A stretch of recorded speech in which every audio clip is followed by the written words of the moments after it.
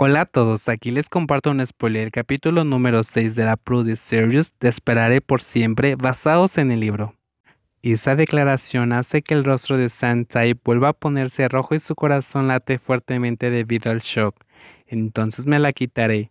El sonido de la voz profunda es seguido por el sonido de las prendas retirándose, haciendo que el chico pequeño actúe incorrectamente y levante la manta a toda velocidad para detener al mayor. Pip-Pat, detente. Pero sus palabras se detienen en seco cuando ve al chico alto sentado en el mismo lugar y con toda la ropa completa. La otra persona lo mira con ojos brillantes y sonríe astutamente, antes de inclinarse para hablar con Duer. Duer, mira lo travieso que es Non-Tai. Salió rápidamente para ver si yo estaba sin ropa. Pit-Pat, dice San-Tai, pronunciando el nombre de la persona enfrente en voz alta y provocando la risa del chico alto de inmediato.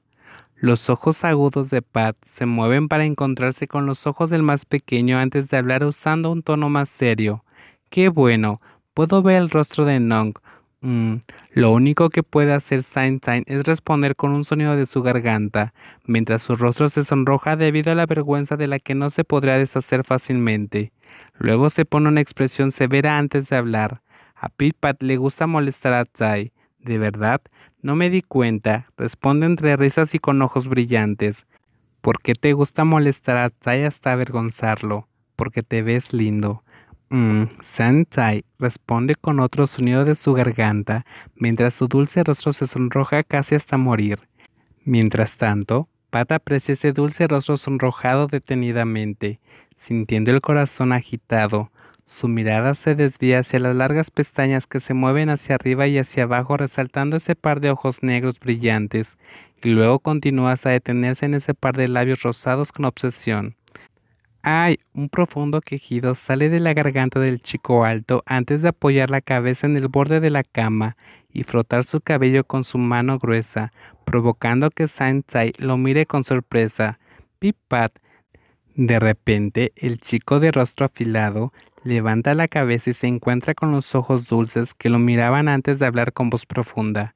Ya no puedo, ¿eh? Exclama Sansai sorprendido, mientras mira a la persona que lo observa con ojos suplicantes antes de volver a hablarle.